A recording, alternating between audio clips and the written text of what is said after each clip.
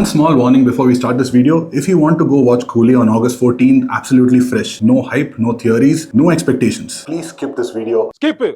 Because after watching the trailer of Coolie more than 7 times, my brain is exploding with questions, and that's what we're going to get into today. A lot of what I'm going to say might either make sense or might be complete bullshit after the movie releases. The comment section is always going to be yours, but for now, let's get started. Who is Nagarjuna's character and what is his motive? Inside LCU or outside LCU? Lokesh Kanagaraj always has a signature in all of his films. A very grey world with very grey characters. But most importantly, this grey world has some of the strongest, darkest villains, except Leo. In many of his recent interviews, he's mentioned that the toughest actor to cast and convince for playing this role was Nagarjuna. Mainly because he's someone who's never played a villain before. And it took Loki around 6 to 7 narrations to finally get Nagarjuna to say yes. So for sure, the role of Simon, the main villain, must have had a lot of meat in it for him to say yes. But who is Simon and what is his motive? The first shot of the trailer starts with something like a club in the middle of the ocean, and it reads Kingpin, which is most likely Simon's organization. You can also see the same name on a shipping container at the harbor quarry, which also seems to be under Simon's control, because that's where you see him smiling like an evil villain after killing someone. Very Rolex coded shot. And for most of the times when we see Nagarjuna, he looks like any other stylish villain from any other movie, but one shot really puzzled me. Why are there so many screens in front of him, which is most likely a setup on his ship? Do the screens represent different people, different locations from around the world, or is he monitoring the entire city like Fox from Dark Knight? And why is he dressed in a purple suit just like Joker? If you think Simon is just a regular gangster who became a mafia don, just listen to the first line of the trailer, which is Nagarjuna's voiceover. When someone is born, the fate of their death is destined in one's hands. Sounds like something that any other evil villain would say, but listen to the second voiceover, which is by some other character. If there's an option to wipe out a person without a trace in the world, it'll be a disaster. So could this be Simon's motive? Or there are multiple shots of Rajinikanth and Shruti Haasan in front of many young women. Could each of the screens be linked to a shipping container, and Simon is just a human trafficking kingpin who uses his shipping network to... No, that doesn't make sense because of the exact next question. Why so many dead bodies? When it's an action movie, especially if it's a Loki action movie, you know a lot of people are going to die. There are going to be lots of dead bodies, but right from the second shot of Coolie's trailer, there's a cemetery, and if you look closely, there's someone digging out a grave, dead bodies on a bridge, shots of coffins, a shot of Rajini looking like he's opening a coffin, a cold storage van which could be used to transport dead bodies, multiple shots of Shruti Haasan pushing a stretcher inside a dark corridor, mostly used to transport dead bodies. So it looks like death and dead bodies are not just a result of the violence like any other action film. In Coolie, death and dead bodies feel like the core element of the story. But who is the cause of all this death? And can these dead bodies be actually used for something? What the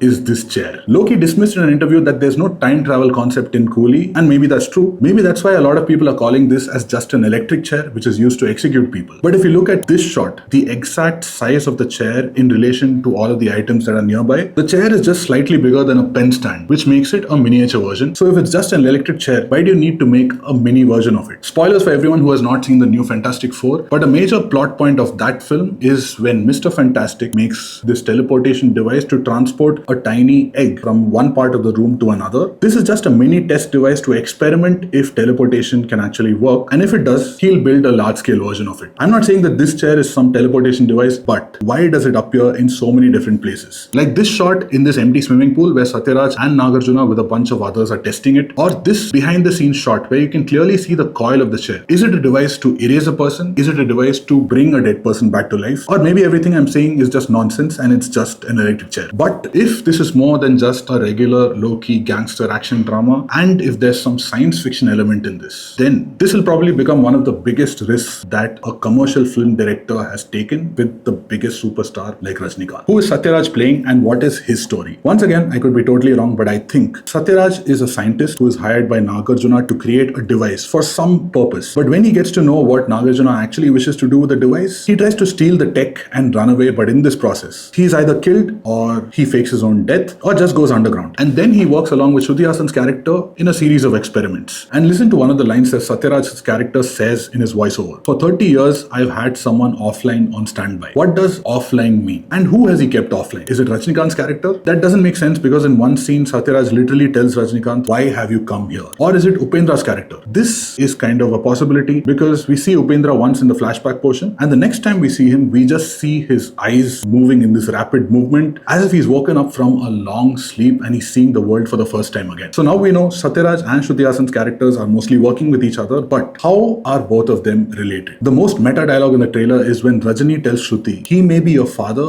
but he is my friend. But right before that, she tells him, he is our father, not my father, our father. Which means she could either be talking about a sibling, or Shruti Haasan and a lot of other girls could be orphans to whom Sathyaraj is like a godfather, caretaker, or a guardian. This doesn't seem impossible because Lokesh's films have always had orphan characters, and he himself said that he has a lot of friends who have been orphans, and they've had a very, very big impact on his life and his stories. But whatever it is, it looks like Loki has finally written a female character who has a lot of screen time and a huge part to play in the story. Who is Coolie number 1421? When I saw this poster for the first time, I obviously thought that 1421 is Rajinikanth's Coolie badge number, but then I saw this frame which says number 5821. In the audio launch event, Loki recalled the story about his father as a bus conductor having the same badge number, which was 5821, and as a tribute to his dad, he decided to give Superstar and his character the same exact badge number. So 1421 is not Superstar's character. Maybe it's Upendra's badge number, but no. From this shot, Upendra's badge number seems to be 3321. So who is Coolie number 1421? Is it just some other mystery Coolie, some cameo? But speaking of the trailer overall, has Loki purposely gone low-key? I remember a friend telling me that a producer of a very, very big film from the recent few years, he told him that the hype for that film became so high that they didn't know what to do. They were worried that the audience is going to feel let down after watching the film. And when they released the trailer, that increased the hype even more. From Kaidi to Master to Vikram to Leo, Lokesh is famous for not just creating the most curiosity-inducing, well-cut trailers, but also he's also famous for shooting these really cool announcement videos which sets the vibe and the world of the film before the filming even begins. Maybe this is why fans feel that the trailer of Coolie seems slightly underwhelming, but I think this is on purpose. Maybe there's a lot more in store. Maybe Loki doesn't want to reveal too much. It's just a simple trailer that doesn't have too many elevation shots or Anirudh's best work, but still, there's a lot of mystery in whatever he has shown us so far, and there are even more questions. Like, what is this device? What is Deva Mansion? What is under it? What is in this box? Or who is in this box? Who is Amar Khan's character? Why is he wearing the same chain as me? Why is Rajinikanth in the exact same location where Amir was doing his submachine gun shootout? Why are Siberian Huskies flying out of a helicopter? And why an adult rating for a Rajinikanth film for the first time in more than 30 years? Does any of this make sense, or am I just overthinking it? And do you have a wild theory about Coolie, or do you think it's just going to be a simple, fun, commercial Rajinikanth film? Go wild in the comment section and let the countdown begin.